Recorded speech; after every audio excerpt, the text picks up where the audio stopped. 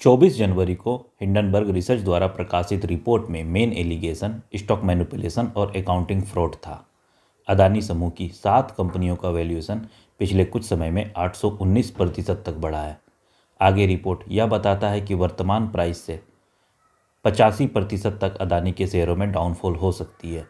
इसके अलावा मॉरिशस की सेल कंपनियों का संबंध अदानी ग्रुप के चेयरमैन गौतम अदानी के भाई विनोद अदानी से है। अदानी ग्रुप ने उनके रिपोर्ट का खंडन किया और रिपोर्ट को दुर्भावनापूर्ण एवं गलत मकसद से प्रेरित बताया। 24 जनवरी को प्रकाशित रिपोर्ट के बाद अदानी की सभी 7 कंपनियों में भारी बिकवाली देखी गई। 3 फरवरी तक 7 कंपनियों में 30 से 55% तक की गिरावट आई। भारी गिरावट के बीच फुली सब्सक्राइब्ड होने के बावजूद अदानी ने 20,000 करोड़ के एफपीओ को वापस ले लिया। अदानी ग्रुप कंपनी के शेयरों में गिरावट के अलावा भारतीय बैंकों के शेयरों एवं एलआईसी के शेयर में भी काफ़ी गिरावट आई। बैंक और एलआईसी के शेयर में गिरावट का कारण सोशल मीडिया एवं न्यूज़ चैनल पर यह प्रचार होना है कि बैंकों ने अदानी ग्रुप को काफ़ी लोन दिया हुआ है, अगर अदानी डूबता है तो बैंक भी डूब जाएंगे। इसी प्रकार एलआईसी ने अदानी के शेयरों में काफ़ी इन्वेस्ट किया है। अदानी के डिफ़ॉल्ट होने पर एलआईसी भी डूब जाएगी। वास्तविकता क्या है? क्या अदानी के कारण बैंक और एलआईसी डूब सकते हैं? पहले बात करते हैं बैंकों की। अदानी का कुल कर्ज करीब 1.9 लाख करोड़ रुपए है, जिसमें भारतीय बैंकों की हिस्सेदारी केवल 62,000 करोड़ रुपए है, जो कुल कर्ज का 33% है। इसके सबसे बड़े लैंडर एसबीआई है, जिसका कर्ज 21,000 करोड़ रुपए है, जो एसबीआई के कुल दिए गए कर्ज का 0.88% है, अर्थात 1% से भी कम। एसबीआई का कहना है कि अदानी के पास टेंजिबल एसेट है और loan secured by cash flow एवं कैश जनरेटिंग एसेट है एवं कोई लोन शेयर के अगेंस्ट नहीं है। इस प्रकार पीएनबी का भी 7,000 करोड़ का लोन भी बैक्ड बाय कैश फ्लो है। अभी हाल में ही एसबीआई की तीसरी तिमाही का रिजल्ट आया, जिसमें 14,000 करोड़ रुपए को मुनाफा दर्ज हुआ। अब आप ही अंदाजा लगाइए कि बैंक की हालत अदानी के डिफ़ॉल्ट होने की स्थिति में खराब हो सकती है क्या। इसी प्रकार एलआईसी ने 30,000 करोड़ रुपए अदानी की ग्रुप कंपनी में इन्वेस्ट किया है एवं स्टॉक में गिरावट होने के बावजूद भी 27 जनवरी को उस इन्वेस्टमेंट की वैल्यू 56,000 करोड़ रुपए थी, जबकि एलआईसी का कुल इन्वेस्टमेंट शेयर मार्केट में 41.66 लाख करोड़ रुपए है।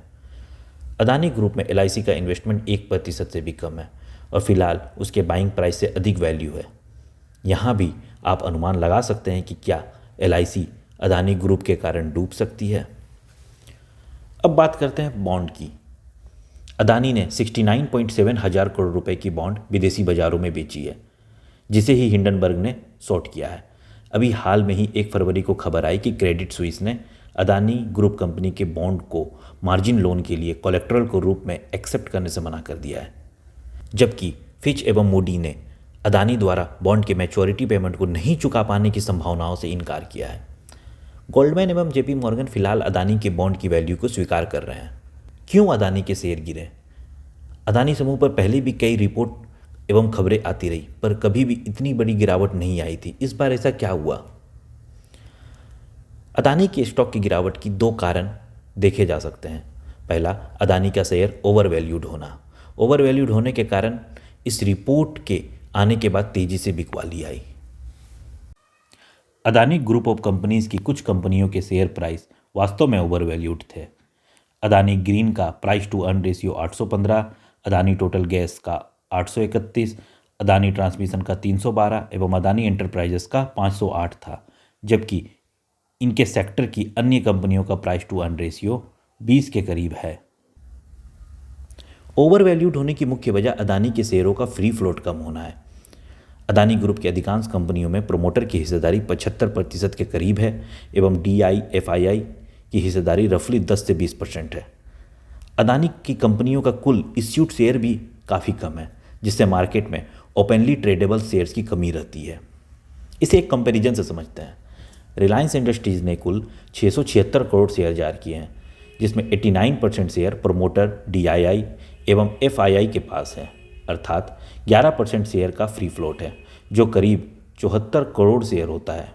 वहीं अडानी इंटरप्राइजेस की बात करें तो उसने कुल 114 करोड़ शेयर जारी किए हैं, जिनमें 93.5% शेयर प्रोमोटर DII एवं FII के पास है, अर्थात केवल 6.5% शेयर का फ्री फ्लोट है, जो करीब 7.41 करोड़ शेयर होता है। इसका आशय यह है कि रिलायंस का फ्री फ्लोट अदानी एंटरप्राइजेस से 10 गुना अधिक है।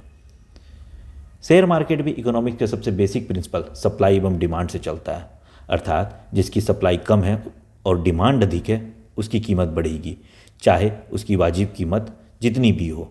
यहाँ सप्लाई काफ़ी कम है और डिमांड अधिक है, जिसके कारण यह काफ़ी ओवर वैल्यूड हो चुका था। दूसरे कारण की बात करें तो वर्षों से चलाए जा रहे अदानी ग्रुप के विरुद्ध देश एवं विदेशों में नेगेटिव कैंपेन के कारण साधारण रिटेल इन्वेस्टर एवं डीआईआई में अदानी के विरुद्ध भय का वातावरण बनाया गया है, जिसके कारण सभी इनमें इन्वेस्ट करने से बचते हैं। अदानी के विरुद्ध ऑस्ट्रेलिया में एक डेडिकेटेड वेबसाइट काफ़ी सालों से चल रही है। इसी प्रकार भारत की कई पार्टियां पॉलिटिकल गेन के मकसद से केंद्र सरकार को टारगेट करने के लिए लगातार अदानी की आलोचना करती रहती है। शेयर की कीमत गिरने से सीधे बिजनेस पर कोई असर नहीं पड़ता है, लेकिन इस तरह के नकारात्मक प्रचार से भविष्य में नए कर्ज लेने या बॉन्ड जारी करने में कठिनाई आ सकती है, जिसका सीधा प्रभाव उसके बिजनेस एक्सपेंशन पर पड़ता है, जिससे ग्रोथ बाधित होती है। शेयर की कीमत के उतार चढ़ाव से कंपनी के बुक्स अकाउंट पर कोई प्रभाव नहीं पड़ता है, लेकिन जब लेंडर दिए गए लोन की रिकवरी निर्धारित समय से पहले मांग करने लगे तो कंपनी की कैश फ्लो प्रभावित हो सकती है, जिससे उसका day to day business activity रुक सकती है। गौतम अदानी हिंडनबर्ग रिपोर्ट से पहले विश्व का तीसरा सबसे अमीर व्यक्ति था, जो अब 17वें नंबर के आसपास पहुंच चुका है, लेकिन इससे ज़्यादा कुछ फर्क पड़ता नहीं है और ना ही इससे उसकी कंपनियों के परफॉर्मेंस पर कोई असर पड़ता है। अदानी ग्रुप की आधी कंपनियां ओवर वैल्यूड है, इसे इनकार नहीं किया जा सकता है, लेकिन हिंडनबर्ग रिपोर्ट में ऐसा कुछ भी नया नहीं है। अधिकांश फाइंडिंग पहले से ही उपलब्ध है। साथ ही अगर यह साबित भी हो जाए कि इन्वेस्टेड एफआईआई सेल कंपनियां हैं, उससे अदानी समूह की कंपनियों के बिजनेस पर कोई असर नहीं पड़ेगा। सोशल मीडिया में जैसा बैंक और एलआईसी पर खतरा बताया जा रहा है वह केवल लोगों की फिनेंशियल इलिटरेसी शो करता है।